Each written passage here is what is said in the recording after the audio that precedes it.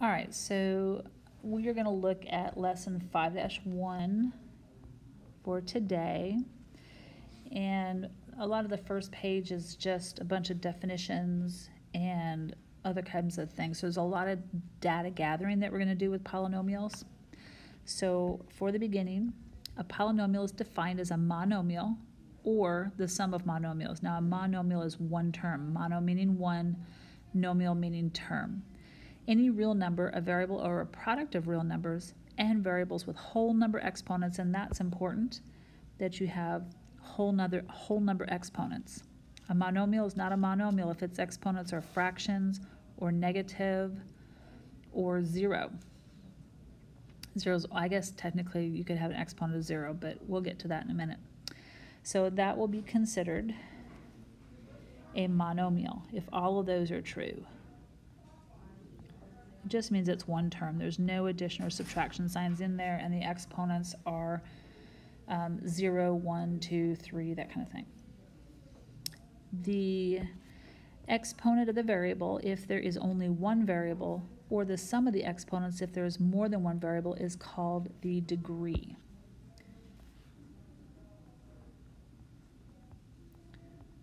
So let me give you some examples of a monomial. So a monomial might look like this, just the number 5, or 3x, or 4x squared y z to the 5th. Your coefficients can be these numbers 5, 3, or 4. They can be fractions, decimals, negative, positive. But notice that the coefficients of the variable strings, or the exponents of the variable strings are all whole numbers, 0, 1, 2, 3, 4, etc. Now to find the degree of these, this right here doesn't have a variable. Finding the degree is wholly reliant upon the variable string. So this doesn't have a variable string. So technically, it actually has an x to the 0 attached to it, because anything to the 0 power is considered 1. Anything to the 0 power is considered 1, so this has a value of 1 times 5, which is still 5. So every constant has this x to the 0 attached to it, so it really has a degree of 0. The 3x, the x has an exponent of 1, so the 3x has a degree of 1. For this one, which has more than one variable, you are going to actually add up the exponents. And so we would do a 2 plus 1 plus 5, which would be 8. So this has a degree of 8, 1, 0. Now if I were trying to find the solution to each of these monomials, the degree tells me how many solutions I should have. So technically this monomial would have 8 solutions. Some of them could be the same. Some could be real, some could be imaginary. This will only have one solution, and that solution can be real or imaginary, and this will have no solutions because a constant is a constant. It's not going to affect how our polynomial crosses the x-axis, because remember, that's where your solutions are, where the polynomial crosses the x-axis. Okay. Now, the greatest degree, so that would be important. The greatest degree among the monomial terms is how we classify the degree of a polynomial. So, if I had more than one term, let's just say that I had addition and subtraction signs in between these 3 terms. Because this one has the greatest degree, the degree of the whole polynomial is going to be 8. And I'll go through that as I give you some polynomial examples down here. Then a polynomial function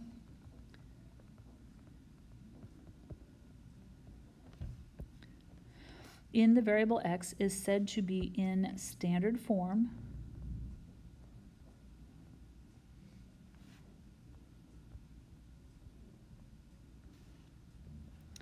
when the terms are arranged by degree in descending numerical order. So you take, for descending, it's like descending stairs. You go from the top of the stairs to the bottom. So highest degree to lowest. A polynomial function, they're just calling it p of x, where n is a non-negative integer. That's just the highest degree here. it would be, they're just showing you this from highest to lowest. I wouldn't get too crazy about how they're showing that notation. Then a point where the graph of a function changes direction from upwards to downwards. So for instance, if I were looking at a graph that looks like this, right here and right here are points where the graph is changing, because right now it's going up and then it changes to going down and then it changes to going up. So these right here are called turning points. They're also called relative maxes and relative mins. It's called relative max and min because this whole graph does not have a maximum or a minimum, because clearly this keeps going infinitely in this direction and infinitely in this direction. So there is no top to this graph and no bottom to this graph. So because there is no actual maximum, because it goes on infinitely to positive infinity, and no minimum because it goes infinitely to negative infinity, we call this a relative max and a relative min. You can still use your calculator in that second calc feature of your calculator and find the maximum and the minimum that way as well. Anyway, so these are called turning points.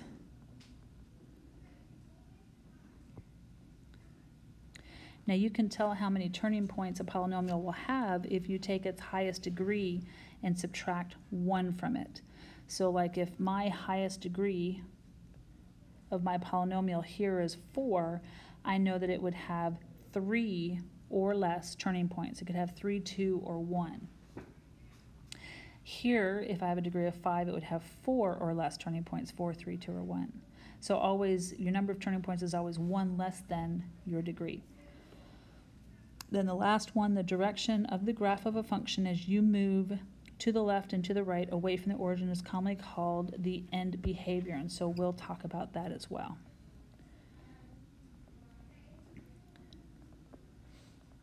So the end behavior is what is the left side of the graph here doing, what's the right side.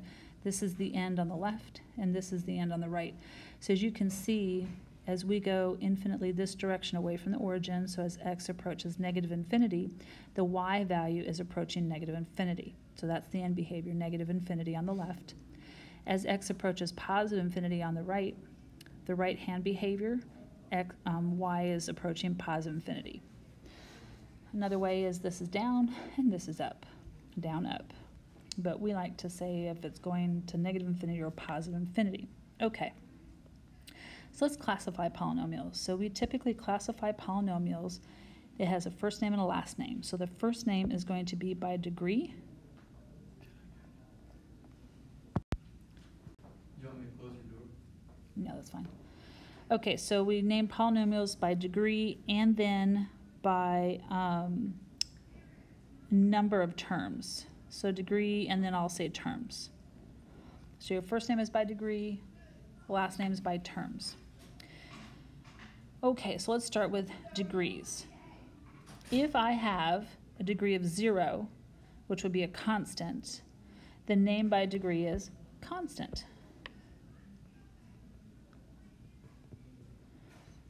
Some examples would be, I'm going to put that in blue, would be like -7. That's a constant.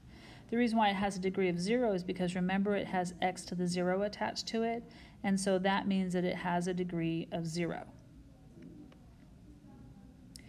Then if I have a degree of 1, that is going to be called linear.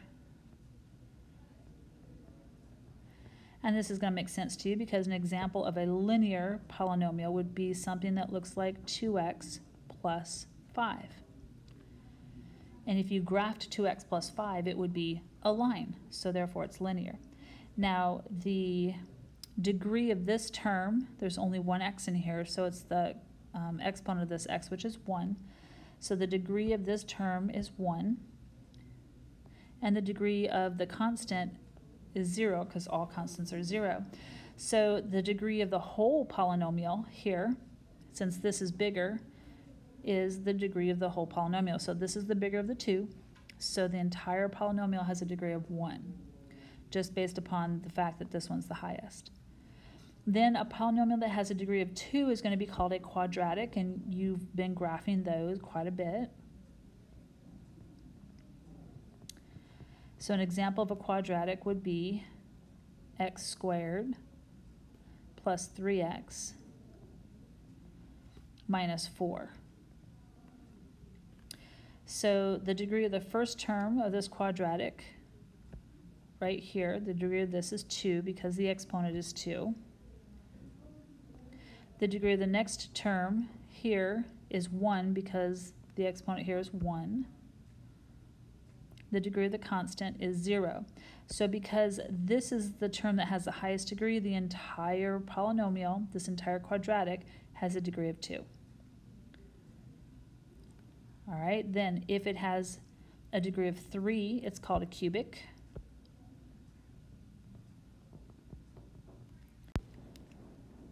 And so an example would be 5x, let's do 5x. 5x to the third minus 2x.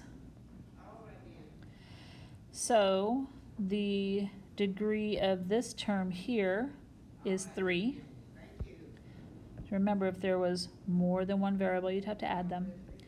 And the degree of this term is 1. So the term that has the highest degree is this one, so the whole polynomial here has a degree of 3. All right, the next one would be a degree of 4. Anything with a 4th degree is called a quartic. So an example of a quartic would be x to the 4th plus 3x squared minus x plus 5. So the degree of the first term here, this term here would be 4. The degree of this term here would be 2. And the degree of this term is 1. And of course the constant is 0. So because this has the highest degree, the whole polynomial has a degree of 4, making it a quartic. And the last one that you're responsible for is a quintic, which is a degree of 5. And so an example of a quintic would be x to the 5th minus x squared plus 3x. So the degree of this term here is 5. The degree of this term here is 2. And the degree of the last term here is 1. So because this is the highest degree of any term, the whole polynomial gets a degree of 5, making it a quintic. Now any degree after that, for instance, the 6th degree, you're just going to call it 6th degree. 7th degree, 7th degree, 8th degree, 8th degree, and so forth. All right, so then let's go to naming polynomials by the number of terms, and then we'll give them both their first and last name together. Oops. Okay, so when we name them by terms, and terms are separated by addition and subtraction signs. So if I have one term, that's a monomial.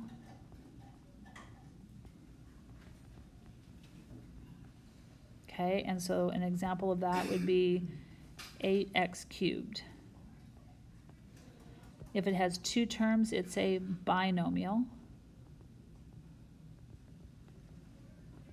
An example of that might be x squared minus 8x. 3 terms would be a trinomial.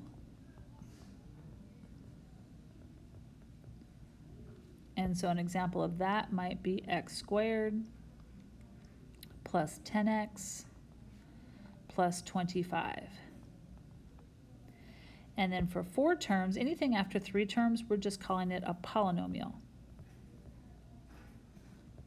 So a polynomial is always 4 or more terms. So for instance,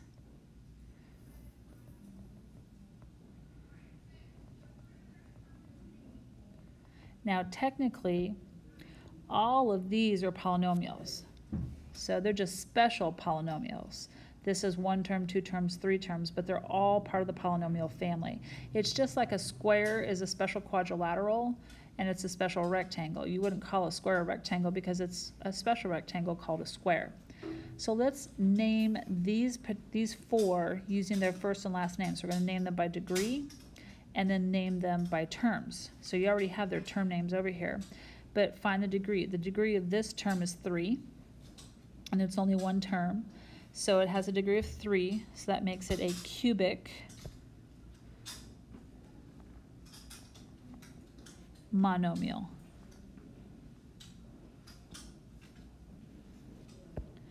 All right, this term here has a degree of 2. This term has a degree of 1. Since that's the highest degree term, the whole polynomial carries a degree of 2. So a polynomial that has a degree of 2 is called a quadratic. So a quadratic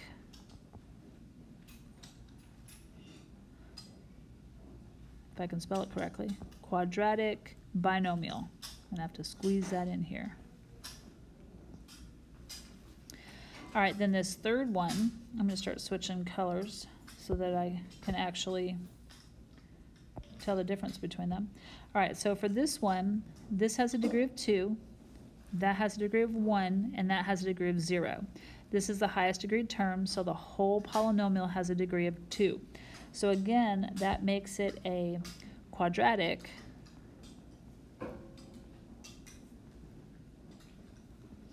but then its number of terms makes it a quadratic trinomial. And then finally, for this one, this has a degree of 3, a degree of 2, 1, and 0. This is the highest degree term, 3, so that's a cubic. And then because it has 4 or more terms, it's a polynomial. All right, so what I want you to do is I want you to name all 4 of these and pause the video. Name them by their first name and last name, so by degree and then term, and then restart the video. Okay, so for the first one, then I'm going to go ahead and write out the degree of this term is 2, this is 1, and this is 4.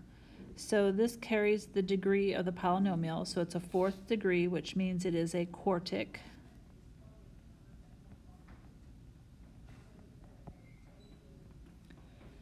And then because it has 1, 2, 3 terms, it is a trinomial.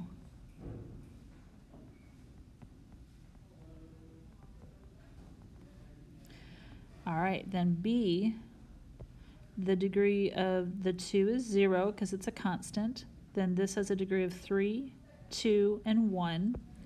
So this has the highest degree, so it carries the degree of the polynomial, so that would make it a cubic. And then because it has 1, 2, 3, 4 terms, that makes it a polynomial.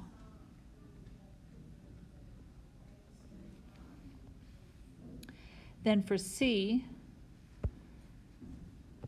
the degree of 8 is 0 because it's a constant, and then that has a degree of 1. This has the highest degree, so it carries the degree of the polynomial. Since it's a degree of 1, that makes it linear.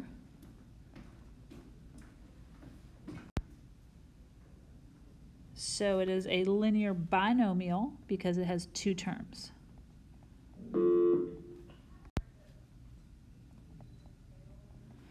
All right, and then the last one here has a degree of 7, so clearly that's the degree of the polynomial. And since we don't have a word for a 7th degree, it is a 7th degree. And because it's 1 term, it is a monomial. Whoops, that would be spelled wrong. Monomial, there we go. Okay. So let's look at end behavior. So for your end behavior, notice that the left side of the graph here, this is your left-hand behavior, this is your right-hand behavior. The left-hand behavior is approaching positive infinity, and the right-hand behavior is approaching positive infinity. On this particular function, this is your left hand and this is your right hand. So the left hand is going down, so it's approaching negative infinity, and the right-hand side is going down, so it is also approaching negative infinity. So even functions mean that the highest degree term is even. So for instance, out of these three terms, this has the highest degree 4, so the whole polynomial is a 4th degree polynomial. So it is a, let's go ahead and name it. So it is a quartic polynomial because it has, trinomial. It has 3 terms, so it is a quartic trinomial.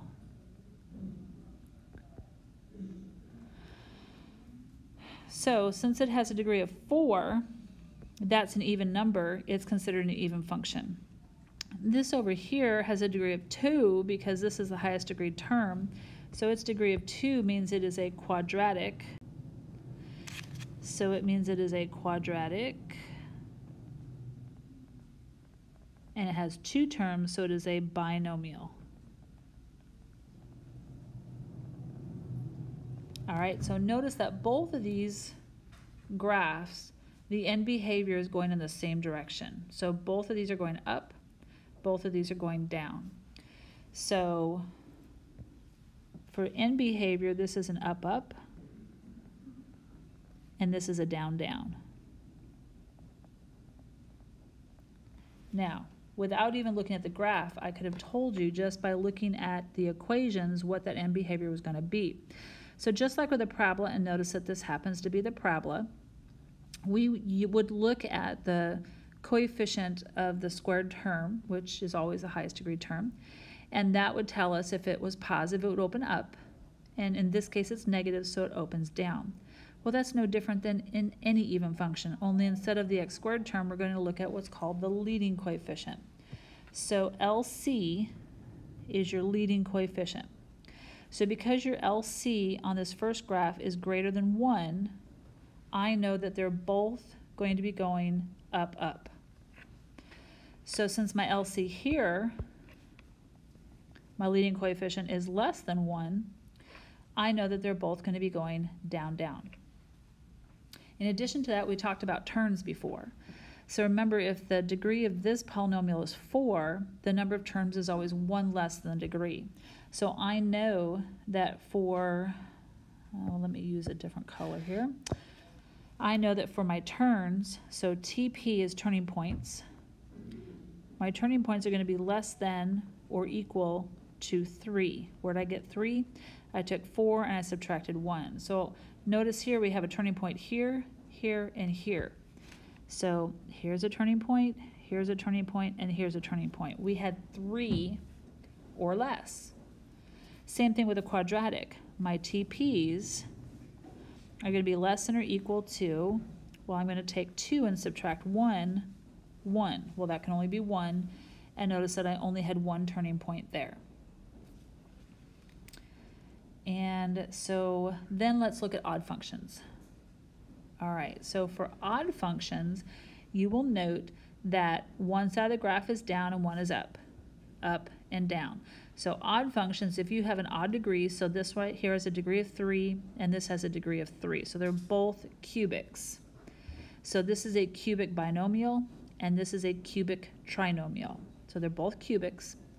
So that just means that they're going to go in opposite directions of each other. Well, how do you know which is which? I always look at the right-hand side first. So let me get my proper color here. So on the left side, notice that this is approaching negative infinity, and on the right side it's approaching positive infinity. So right-hand behavior is up, left-hand behavior is down. Versus this other graph, the left side is approaching positive infinity, so left-hand behavior is up. The right-hand behavior is approaching negative infinity, so right-hand behavior is down. So the first one goes from the left down to up, and the right one goes from up to down. So down to up, up to down. Now they both have 2 turning points because 3 minus 1 is 2. So they will have at least 2 or less. And so both of these have 2 turning points. Let's look at the leading coefficient, because how do I know whether it's a down up or an up down? I don't have to memorize, kind of what these look like. So again, look at your leading coefficient. So the leading coefficient on this first graph is +1. So that's greater than, I don't know why I put greater than 1 on these. It should be greater than 0. 0, 0. I'm not sure why I put 1 on there. The leading coefficient here is greater than 0 because it's 1. So since it's 1, I always look to my right hand first. So I would physically, and I can't show you this on this video, but I would physically hold my right hand up, and then the opposite, your left hand is going to go in the opposite direction. So if your right hand's up, the left hand's going to go down. So we're going to go down to up. So same thing here, but this time my leading coefficient is negative. So my leading coefficient is less than 0. So that means that my right hand is going to follow what this is. Less than 0 means negative, so my right hand is going to start down, and then my left hand is going to go up in the opposite direction. So odds, you're always at odds with each other. They're going opposite directions, whereas even, they're going to go in the same direction. Okay, let's look at our next slide. So we're going to try to put a lot of this together, and I'm really only going to go over example 2. You can graph example 3 and 4 and put it in your calculator and check your work if you want to, but I'm really just going to do example 1. I'm going to have to kind of keep it small so that you can see the graph at the same time. So we're going to put everything together. We're going to analyze and collect data and choose some values for x and plug them in and just kind of estimate what our graph might look like. So a couple things. I'm going to collect some data. So when I collect data, so I'm going to analyze.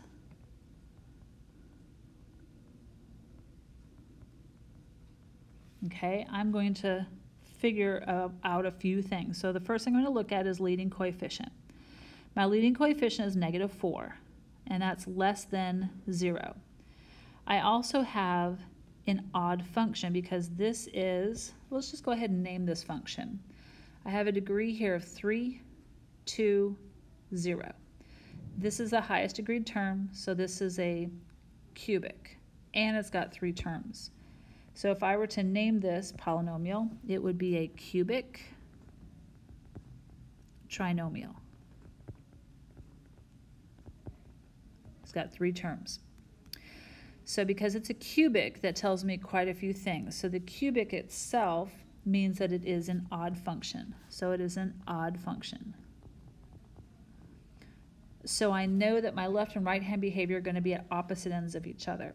Because my leading coefficient is negative, it's less than 0, my right hand, my right side of the graph is going to start down at negative, and my left side is going to be up. So it's going to go in an up-down direction.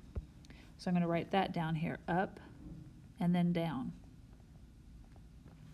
Because my right side will always follow what this says. That's less than 0. That means we're going towards negative infinity, so we're going to go down. And then that'll go in the opposite direction. So I know I'm going to start up here and end up down here somewhere. And then turning points. I know because I have a degree that's 3, my turning points are going to be 1 less than that. So TP's is going to be less than or equal to 2, as 3 minus 1 is 2. So I know I'm going to have at least 2 turning points or less. And then I'm just going to sketch it, because at this point I think I've collected everything that I possibly could collect. So let's go ahead and sketch.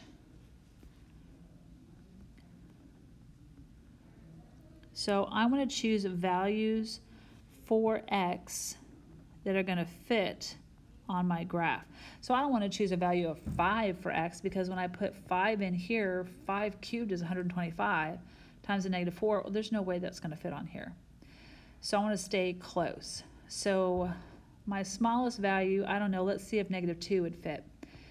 If I put negative 2 in here, let's see, negative 2 cubed is negative 8. Then I'm going to multiply by negative 4. So that gives me a positive 32. And then negative 2 squared is 4 times 2 is 8. So that's going to give me plus 8 to my 32. So now I'm at 40. And then plus 7, that puts me at 47. There's no way that I can do negative 2 all the way to 47, so that's not going to work. But I guarantee you that negative 1 is going to work. So I'm going to plug negative 1 in. So I'm going to put negative 1 in here. Negative 1 cubed is negative 1 times negative 4 is 4. Negative 1 squared is 1 times 2 is 2. 2 and 4 is 6 plus 7 is 13. I can fit 13 on there. So a negative 1, positive 13 would be right here. My next number after negative 1 is 0. And that's easy to plug in because 0 here is going to create a 0 and a 0. And we just have plus 7. So that's easy to plug in. So 0, 7 is going to be right there. And then let's put in 1 because we haven't crossed the x-axis yet. And I know that I crossed the x-axis at least 3 times because I don't know if I mentioned this, but your degree will also tell you at most how many times your graph will touch or cross the x-axis. At most. So it might not cross it at all, but it probably crosses it at least once, twice, or 3 times. All right, so if we put 1 in, 1 cubed is 1, times negative 4 is negative 4. 1 squared is 1 times 2 is 2. 2 and negative 4 is negative 2, plus 7 is 5. So I can fit that on here. So we still haven't crossed. So let's try 2. So 2 cubed is 8, times 4 is negative 32. And then 2 squared is 2, or 2 squared is 4, times 2 is 8. And then plus 7. So that's negative 17. That is not going to fit on here. But I can get close. So that's going to be like right about here, give or take. Okay, so then I can connect those. Oh, I just barely missed that one, but it's close enough. So it should be a curve and it looks kind of like that. And so I didn't use my calculator. I just chose some values and plugged them in. So that's it. So then you can try 3 and 4. Look at the notes for the answers. I'm not going to do them here. And then the last thing that I'm going to do with you is on the last slide. So for this slide here, I'll make it bigger. If I'm given a set of x and y values, I can actually use differences to determine the degree of the polynomial. So all I have to do is find the differences between my y values. I don't really care about my x, but do notice though, before I start, that your x values here all have a difference of 1.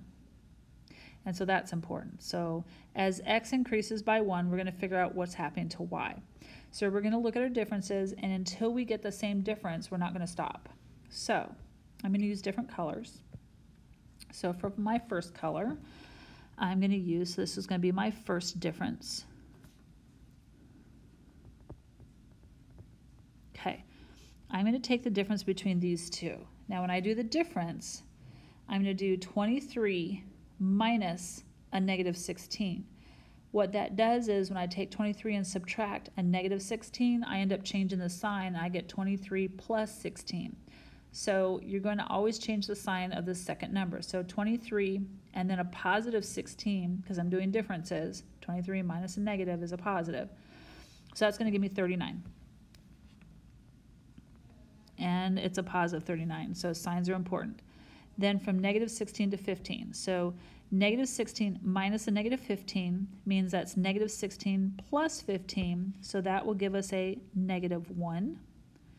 And then these two. Negative 15 minus a negative 10 means we have negative 15 plus 10, and that will give us a negative 5.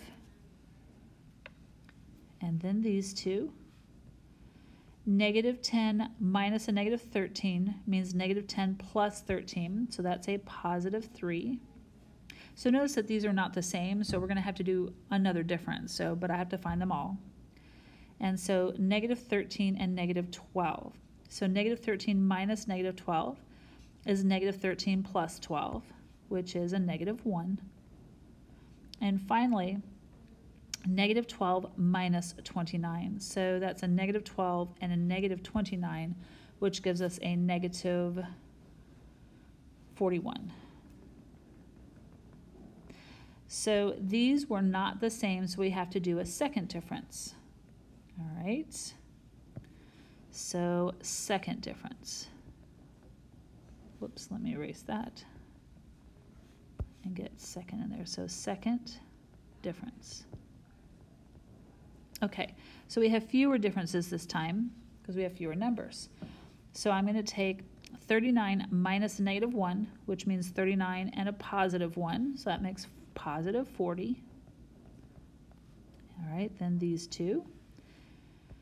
Negative 1 minus a negative 5, so negative 1 plus 5. So that is a positive 4, so they're not the same, so I'm going to have to do another difference, but that's okay, keep going.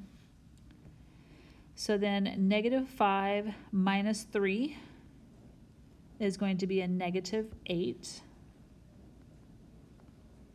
And then these two.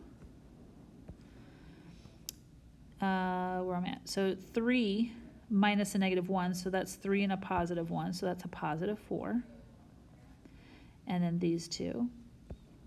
Negative 1 minus a negative 41, so negative 1 and a positive 41 makes a positive 40. So still not the same, so I need to go to my third difference.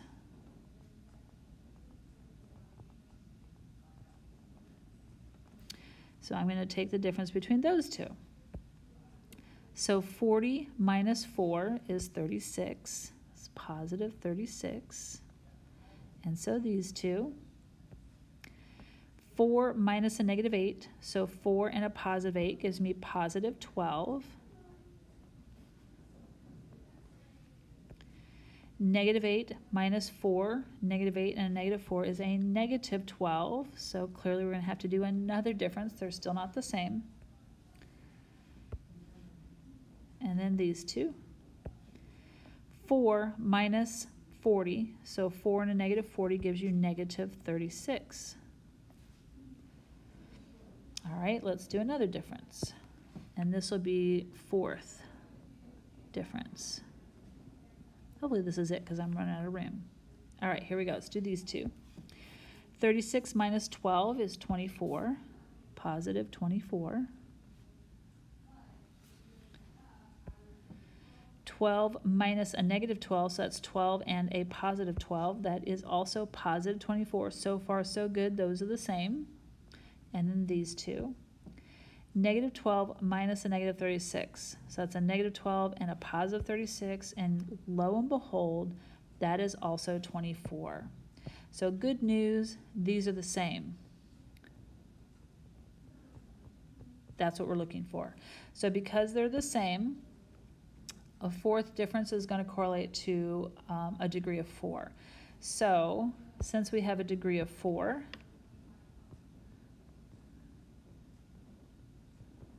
it is going to be a quartic.